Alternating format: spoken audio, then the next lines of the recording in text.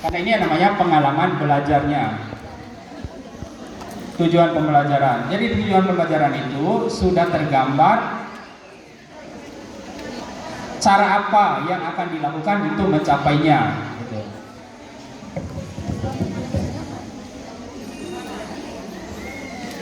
Sudah satu saja sebagai contoh, yang lainnya lanjutkan. Kemudian ini sudah bisa dipahami yang ini. Ya, seiring bertambahnya usia nanti insya Allah paham. Yang materi pelajaran. Materi pembelajaran saya sudah jelaskan tadi di awal, di pertengahan, bahwa di tujuan itu komponennya minimal ada dua. Satu, kata kerjanya, memahami itu kata kerja, tapi kata kerja yang masih bersifat umum. Nah, satu kata kerja, yang kedua adalah konten materinya. Menjelaskan pengertian matobi'i, ini IPK. Menjelaskan ini kata kerja, pengertian matobi'i ini sebagai konten materi. Nah, inilah yang ditulis di materi yang itu.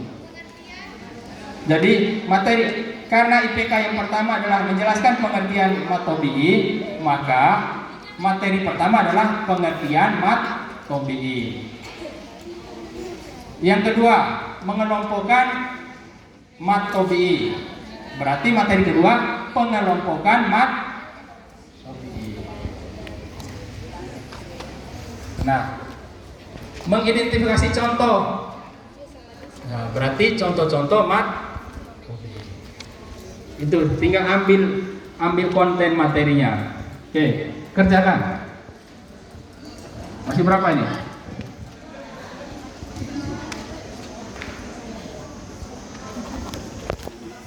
Sudah selesai? Sudah. Iya sudah. Jam berapa? Sudah jam 11. Ya bisa dilanjut nanti ya. Bisa dilanjutkan. Oke. Kita break dulu, tapi saya langsung pamit karena saya ada ini juga.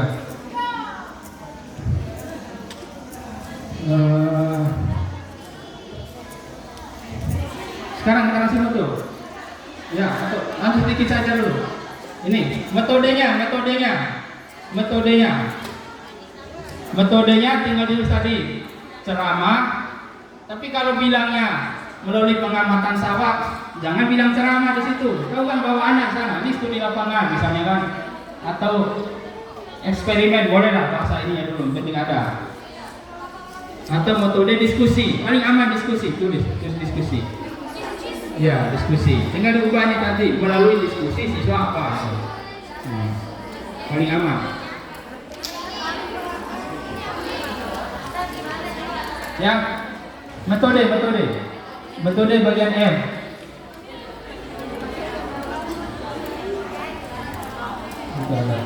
Sudah ditulis diskusi, ceramah tetap ceramah kan? Ya namanya kita menjelaskan begini kan juga ceramah, ya. Tanggung saya sekali-kali, lagi 10 menit, biar lama istirahatnya. Apa? Boleh menonton. Ya. Metode jangan satu, lebih dari satu ya. Ceramah, diskusi, menonton tadi boleh. Tanya jawab itu juga, tanya jawab maksudnya. Siswa bertanya, kita menjawab, kita bertanya, siswa menjawab, itu tanya jawab. Mendengar, nah dia sudah masuk di metode itu ya. Ya, boleh membaca, nggak apa-apa, tulis dulu. Menelaah boleh. Literatur berarti maksudnya Ya. literatur. Ya, pakai istilah umum saja, metode diskusi. Di situ sudah ada proses membaca, ada tanya jawab bersama teman dan sebagainya, ada proses menelaahnya juga itu metode. Oke, sudah. Masuk ke langkah pembelajaran G. Langkah pembelajaran.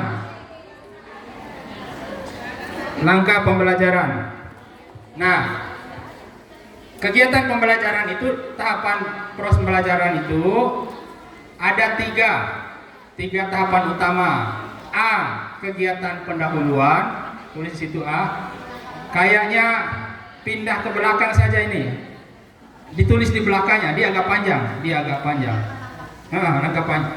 Bisa berikan skenario anunya saja. Langkah pembelajaran itu yang A dulu, kegiatan pendahuluan. Opening gitu. Kayak opening ya Ustaz. Iya, pendahuluan. A. Pendahuluan. Setelah pendahuluan di dalam itu sub nomornya 1. Nah, jangan ditulis dulu, saya jelaskan. Kegiatan ini tidak termasuk mengabsen, menanya kabar dan sebagainya. Tidak termasuk yang itu. Tidak termasuk itu. Itu persiapan awal mengajar, nama itu kan sudah umum. Jadi absen, nanya kabar, menyapa dan sebagainya itu. Nah, langsung mulai ke 1, menulis topik pembelajaran hari ini.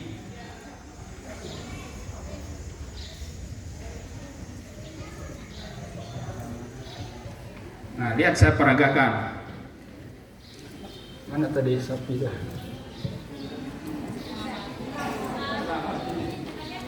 Ya.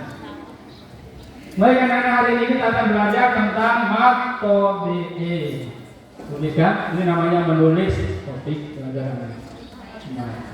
Maaf ya. Ini kegiatannya menulis. Nah, langkah pembelajaran itu namanya skenario mengajar. Skenario kan tidak boleh ada yang terputus. Nah, terus ngapain saya menulis topik ini? Menjelaskan. Dulu.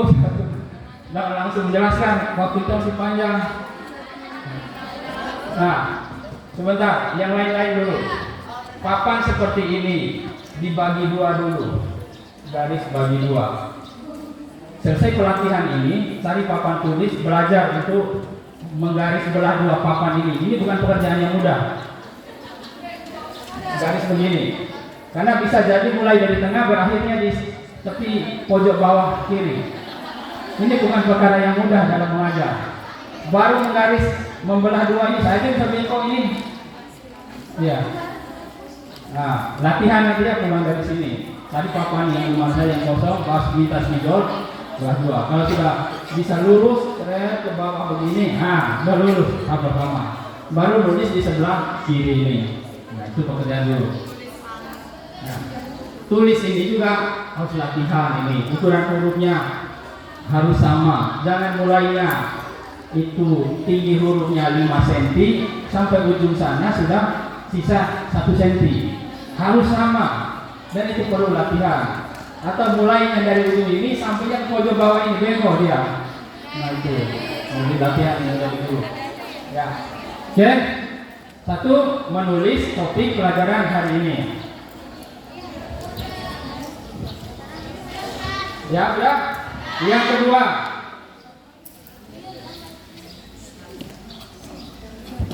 memotivasi siswa dengan cara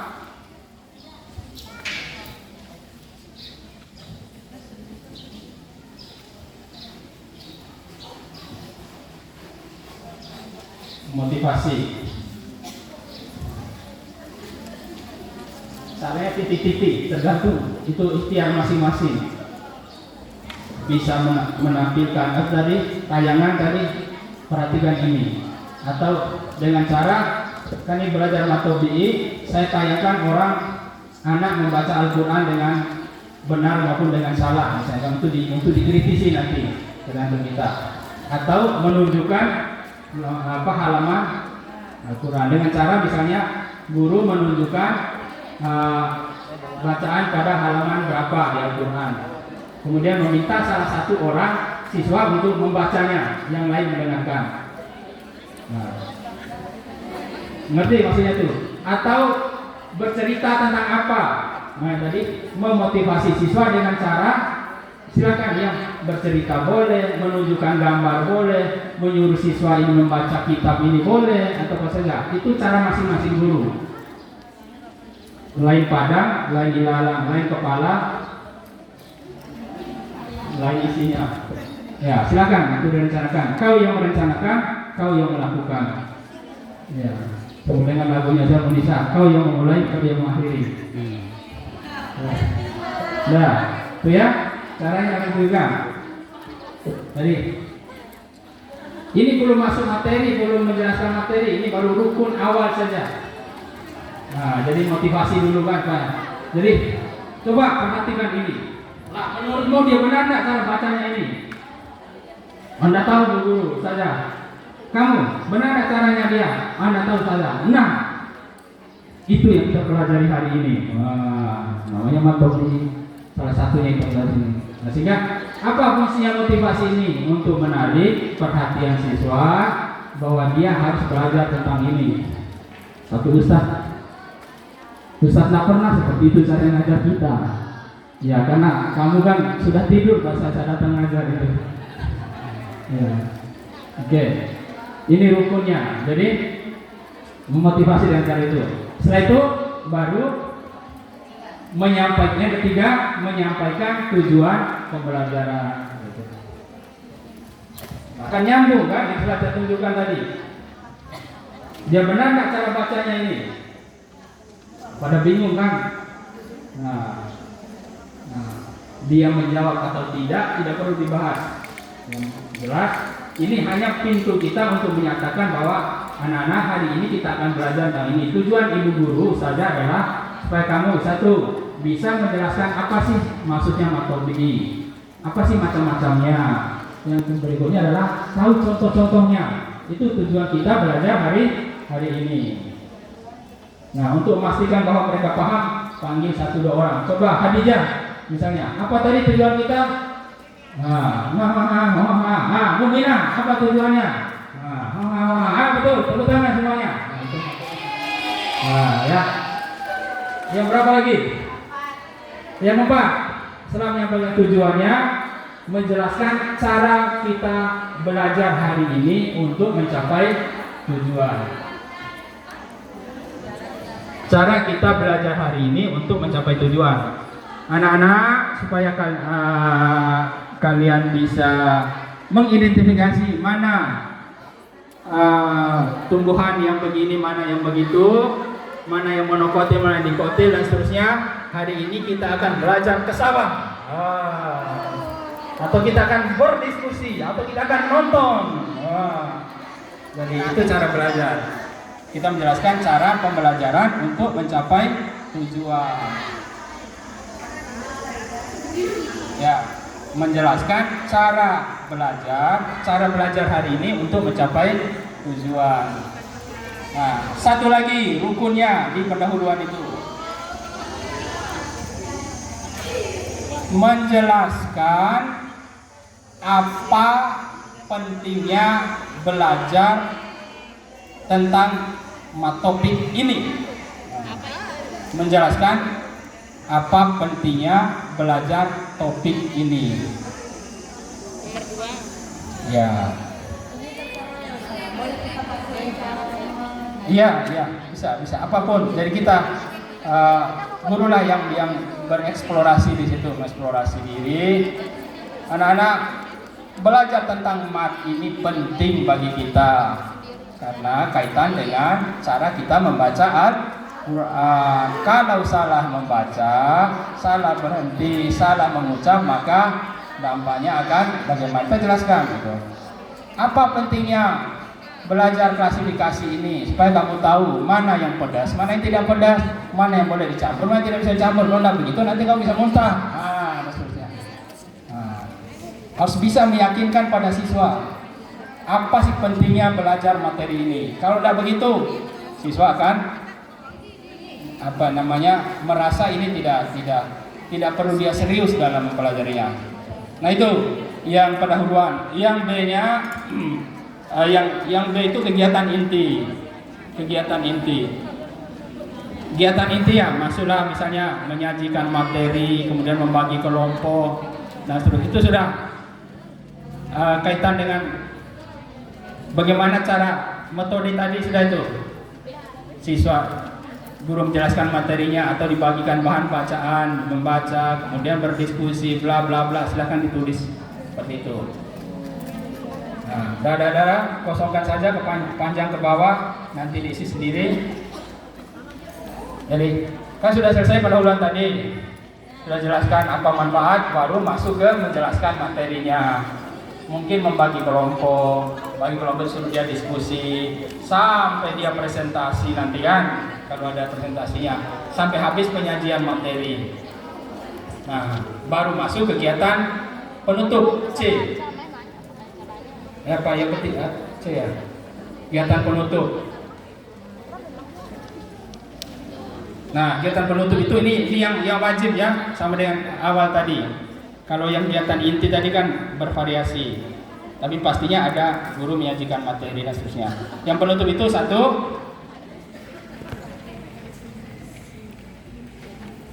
mengecek pemahaman siswa. Yang C, kegiatan penutup. C, kegiatan penutup satunya itu mengecek pemahaman siswa. Jadi baik anak-anak, sebelum kita akhiri pelajaran ini, ibu guru, ustazah perlu mengecek dulu masuk atau keluar pelajaran yang kita pelajari tadi. Tadi kita sudah berdiskusi banyak, tadi kita sudah pengamatan ke lapangan, kamu sudah presentasi. Saya mau nanya, coba Jamilah, apa itu matobi? Hai, bagus, tepuk tangan. Coba Mukminah, ada berapa kelompok matobi? Hai, bagus, tepuk tangan. Coba si Munawarah, mana contoh matobi? Bagus, semua hebat. Udah, itu namanya mengecek pemahaman siswa. Dan kemudian yang kedua, apa lagi? Membimbing siswa menyimpulkan pelajaran hari ini. Membimbing siswa menyimpulkan pelajaran hari ini. Jadi anak-anak, hari ini kita sudah belajar tentang apa saja? Satu, pengertiannya. Dua, tentang tiga, tentang bapaknya seperti Ustaz Haji Muhajir. Itulah yang bagus, itu suara ideal dalam mengajar itu. Ya. Setelah membimbing siswa menyimpulkan pelajaran hari ini, baru berikutnya adalah memberi tugas lanjutan. PR bahasa kerennya. Tugas lanjutan. Ya, karena kita sudah belajar tentang matobi, maka tugasmu adalah minggu depan, tugasmu di rumah adalah mencari contoh lain penerapannya misalnya, atau apa saja. Diberikan tugas PR. Itu harus ada PR-nya. Nah, baru yang terakhir adalah melakukan refleksi. Refleksi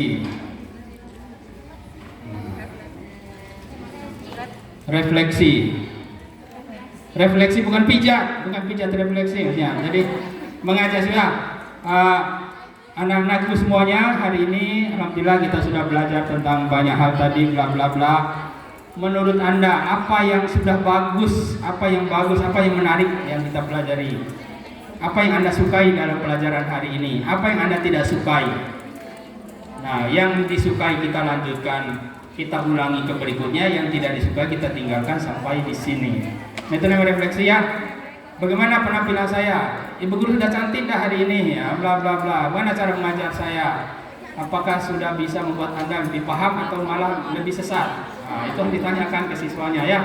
Jangan merasa gurunya selalu benar, selalu bagus.